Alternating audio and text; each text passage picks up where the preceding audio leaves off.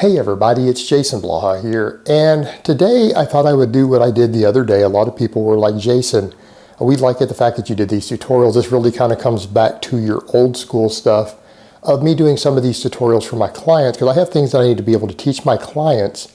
And if I'm going to make videos to teach my coaching clients, I might as well teach the whole audience out there everything, also the things that I develop for them, because it's useful. Now, again, this room and this angle isn't ideal for a big camcorder with a mic, which is why I usually use the GoPro with a fisheye lens for my training and I voice over, but we can make this work today. So the whole topic comes up of training with bands, and you guys know my stance on bands. I think everybody should eventually incorporate bands. Now, as far as bands versus chains go, if I had to pick between the two, if I could only have one, and we should have both, ideally you should have both. But if you could only have one, I think bands bring a little more to the table, and everyone can have them, because you can buy a set of Rogue bands like I've got. A lot of my clients buy them, I make them buy them. They carry them in a gym bag, take them to the gym with them, or they have them in their home gym, and they have to have a way to set them up. But they're portable, they can be carried in your gym bag. They're not that expensive and they're not that heavy relative to chains. So they're very, very easy to do. The problem becomes most gyms are not set up to hook them up. Now I have band pegs. I have equipment to hook them to. A lot of times you have a power rack that's got solid bars at the bottom that you can loop them under, you can choke them over to get them to the lengths you need, and you can do that on a big, some of the bigger, heavier power racks. We can't always do that in racks, so not all racks are built that way. Okay, not all racks are built that way, and not all racks are even bolted down to the ground. So we get into this question of how do we set up bands, and today I'm just going to demonstrate the squat. I'm going to need to make 3 different videos, because squatting, benching, and deadlifting, the way that we would do this is actually different. So I'm going to show you guys how to set up the squat today, and I'm going to start with 50-pound bands. And as you guys can see, I have a 45-pound plate under this. Now people say, well, Jason, that's only 25 a side. Do you need that much? Yes, because a 25-pound band, when it expands and it's under acceleration, when it catches back up, it will lift a 45-pound plate. And that's what people need to realize. These band tensions are static tension. That's why when you go to hit a max, if you're using bands versus chains, the weight that you can max with 50 pounds of bands is not the same as what you can max with 50 pounds of chains. It's going to be harder with the bands, because the bands create a different effect. It's not just a constant tension that just goes and stays depending upon the length. It has a whole shortening cycle, and it has a rebound effect. And it creates a lot more force. And so by doing it this way, this is what we need to do. You need to have close to double the weight of the band. Now, blue bands weigh 25 pounds each. So they're 50 pounds per set for the Rogue blue band. So I've got a 45-pound plate. This will hold. So I'm going to come down here and show you guys how I have it set up and choked up to do this. And for most of you, this will get it appropriate for a squat. And I already have the other side set up, but what you want to do, if you look at this, notice I have it through the center. Do not loop it over the edge, because if you hang over the edge, you're only going to have half the weight of the plate. It's going to pick this plate up off the side. So what you want to do, you take the band, all right, take your band, run it through the hole in the middle, take the other side, bring it all the way over the top, loop it to the center of the hole, and then pull it through. It can be a little tricky, but basically like this. Pull it through, and then you want this to come all the way back down to the center so that the band is straight up and down coming out of that hole, right? It's coming out of the hole in the middle. Bring it over to your rack, set it about where your bar is going to be, directly under the bar, right? So we've got that, and see how it is? Now you'll notice if I pull fast enough, I can make that plate move a little. So what you want to do, now that it's over through the center of the hole, come over. We want to hook it over the barbell. Now notice that's enough to move the plate a little bit. So get it recentered up against the rack. And I probably need to pull a little bit more of it out.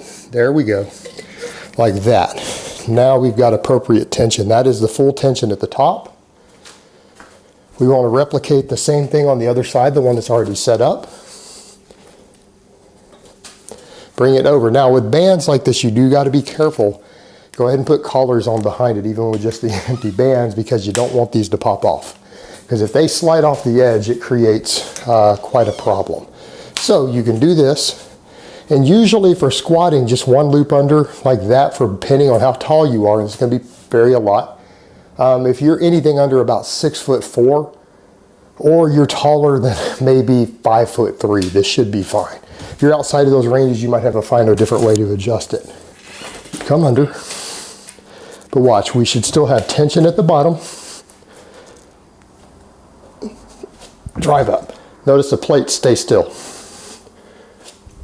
Good, just like that. So, what happens if we want to add more tension? Well, you've got options.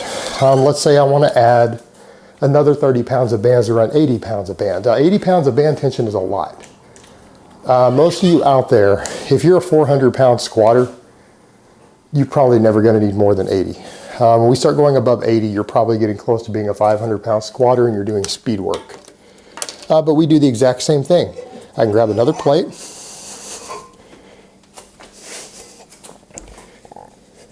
I can grab this. I can grab one of these 15-pound bands so that we get 30 per side. Do the exact same thing. Come over, loop it through, get it lined up to where the band is coming out of the center of the hole. And you know what? We can just set it almost, we can overlay it on top of the other one like this. And what, that'll be fine with a lighter band, or we could set it beside it.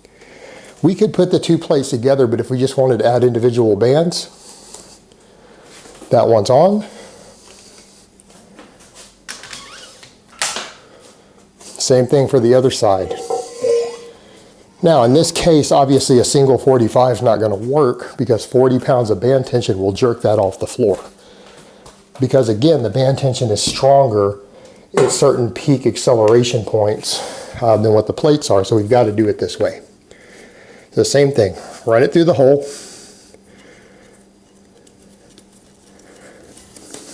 loop this over, loop it through the other loop. Notice how it's set up. I'll bring this over so that you guys can see it. Okay, it's through the center.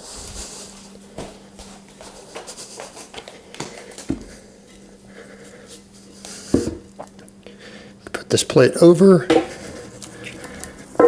Careful not to cut your bands between plates. Loop it over the top. Put the clamp on.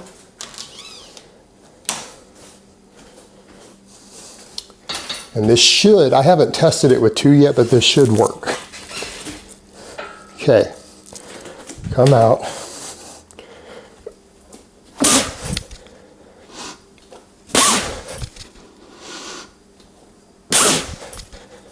Perfect.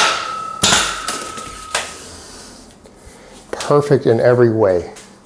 So again, let me bring this over so you can see how it's set up closer. And see how quick that is to set up? That's really, really easy. But let me get this picked up for you and show it to you. All right. See, and it goes through the center so that the weight is distributed evenly through the middle of the plate. And that is an easy solution. It's just that what I would recommend, you need to make sure that because of the tensions involved, that each one of the bands has enough plate to be close to twice the weight of the band. I'm going to say minimum of 1.5 times the band tension. So if you're going to use a 50-pound band like the big black ones I have, you're going to need at least 75 pound of plate for that band. Closer to probably 90. I would probably use a pair of 45s. But the idea is the same either way. And you could do this with plates, or you could run multiple plates. I could have taken both of these plates and stacked them together, run both bands through and done that, but it's actually easier. You can probably do it faster if you just do individual plates with smaller bands like this. So this is what I have my clients do. This is a way that you could easily set up bands in your home gym if you've got enough plates. It's a way that you can do it at a commercial gym that has nothing to attach them to. But this is how we would set it up for a squat. The bench press and the deadlift, we're going to need their own tutorials because they're going to be different, because the links and the angles are different. All right, guys, well, that's really all I have to say on that today. I hope it's been informative, and I will talk to you guys next time.